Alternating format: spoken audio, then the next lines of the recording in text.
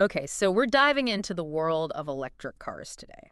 And, it feels like everyone's talking about them these days. Yeah, definitely. It's not just hype, though, right? Like, Yeah. 2023 was a pretty big year. Huge year. The Tesla Model Y became the best-selling car globally. It's true. Not just best-selling electric car, but, like, the top seller, period. Yeah. What does that even tell us about where things are headed? Well, I think it tells us that the shift to electric is accelerating and fast. And a big part of it, of course, is the growing concern about, Yeah. climate change and what we're doing to the planet, right?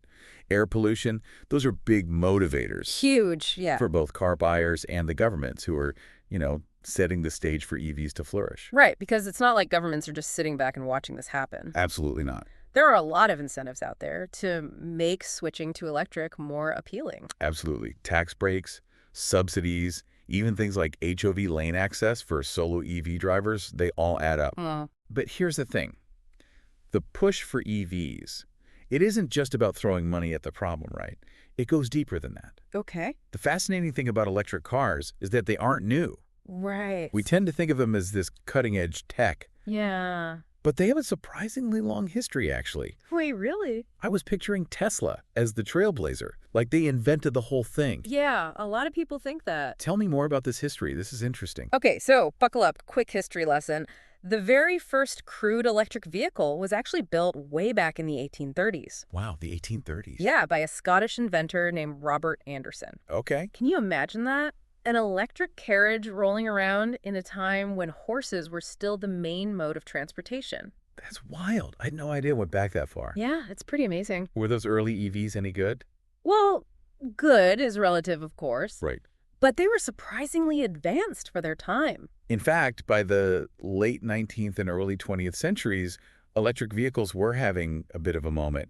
Yeah, they were particularly popular as taxis in cities like London and New York. Oh, wow. Can you imagine hailing an electric hansom cab instead of a horse-drawn one? It's like something out of a steampunk novel. Right. Okay, yeah, so electric cars were trendy for a minute there.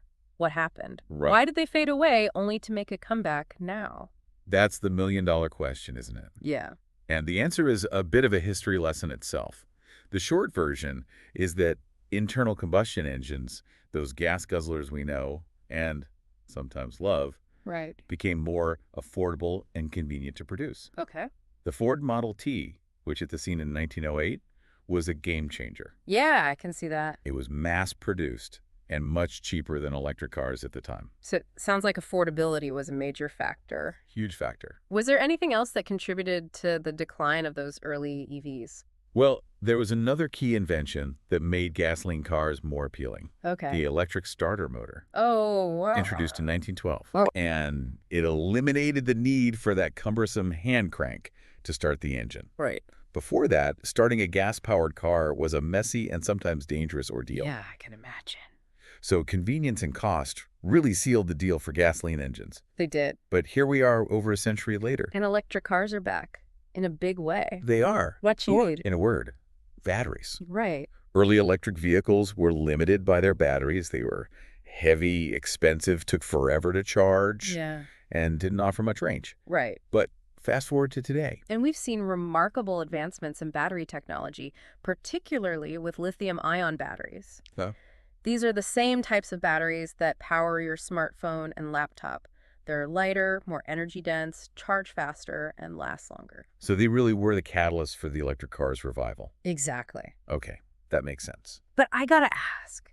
There's still this perception that EVs are expensive. Are they really a viable option for, the average person, or are we talking about luxury vehicles for the wealthy? That's a question a lot of people have. Right. And it's true that EVs have typically had a higher upfront cost. Than comparable gasoline cars. Okay. But remember those batteries we were just talking about? Yeah. They're the most expensive part of an EV. So as battery technology improves, the price of EVs should come down. Precisely.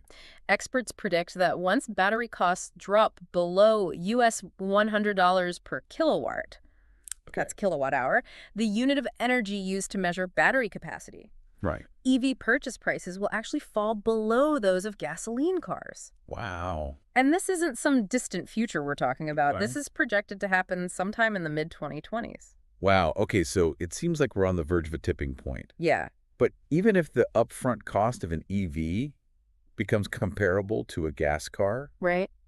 What about the whole range anxiety thing? I Sure. feel like I hear people talking about that all the time. Yeah, it's a common concern. But remember how far battery tech has come already? Yeah. Early electric cars could barely go 50 miles on a charge. Right.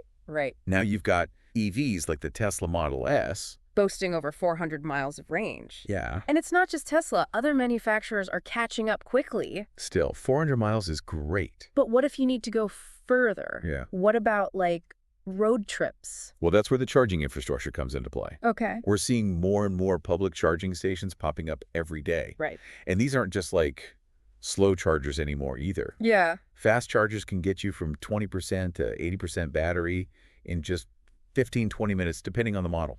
Pretty impressive. I've even heard rumors about this futuristic battery swapping technology. Is Yeah. that something we're likely to see soon? It's definitely an intriguing idea. Instead of waiting for your car to charge, Right? you could just pull into a station and have your depleted battery swapped out for a fully charged one. In a matter of minutes. It's like getting a gas refill, but for your electric car. That sounds incredibly convenient. But wouldn't that require a massive infrastructure overhaul? It would be a significant undertaking, no doubt. Right. And there are still some logistical challenges to work out, like Yeah. standardizing battery sizes Right. and ensuring there are enough charged batteries available at any given time. Sure. But some companies are already running pilot programs. Okay. So it's definitely a technology to keep an eye on. Okay, so we've talked about the environmental benefits, the cost coming down, Right. and the range anxiety issue. But I have to ask, Yeah. are EVs really that much better for the environment? Okay. I mean, what about the environmental impact of producing those batteries in the first place? That's a valid concern. And it's important to acknowledge that battery production does have an environmental footprint. Okay. Mining the raw materials, manufacturing the batteries. Right. It all takes energy. Right. However, numerous studies have shown that over their entire lifespan, Electric vehicles still have a significantly lower carbon footprint than gasoline cars, okay. even when you factor in battery production. So it sounds like while there are some environmental trade-offs, EVs still come out ahead in the long run. Precisely. And as renewable energy sources become more prevalent Right. and battery recycling technologies improve. That environmental footprint will shrink even further. That makes sense. So we've covered a lot of ground here. We have We've talked about the history of EVs, the role of battery technology, the cost comparison, range anxiety. and even the environmental impact. But there's one big elephant in the room we haven't addressed yet. Safety. You're essentially driving around with this giant battery pack under your seat. Right. It makes me a little nervous, to be honest. Yeah, I mean, it's understandable to have some concerns about safety when it comes to, new technology. Right. But the good news is that EVs undergo rigorous safety testing, Right. just like any other vehicle on the road. And when it comes to those battery packs, they're designed with multiple layers of protection Right. to prevent fires and other hazards. Okay. In fact, statistically, EVs are less likely to catch fire than gasoline-powered cars. Interesting. Okay, but what about the weight of those batteries, though? Yeah. I've heard EVs can be, quite heavy. They can be. Does that make them more dangerous in a crash? It's true that EVs are generally heavier than their gasoline counterparts. Right. Mainly due to the weight of the batteries. And this added weight can be both a pro and a con in terms of safety. Okay. How so? Well, on the one hand, a heavier vehicle can provide more inertia. And potentially better protection for occupants in a collision. Okay. Think of it like this. It's much harder to budge a sumo wrestler than a featherweight boxer. Right. Makes sense. But there is a downside. Okay. The downside is that a heavier EV could potentially cause more damage Right. to another vehicle or a pedestrian in an accident. Okay. So it's a bit of a trade-off. And researchers are constantly working on ways to improve safety. For all parties involved, regardless of vehicle type. Right. That's reassuring to hear. But there's still something about the idea of all those electronics in an EV Yeah. that makes me wonder about long-term reliability. Are these cars built to last? That's a great question. And it's one we're still figuring out as EVs become more mainstream. Right. Gasoline engines have been around for over a century, so we have a pretty good understanding of their lifespan and maintenance needs. Right. EVs, on the other hand, are still relatively new territory. Sure.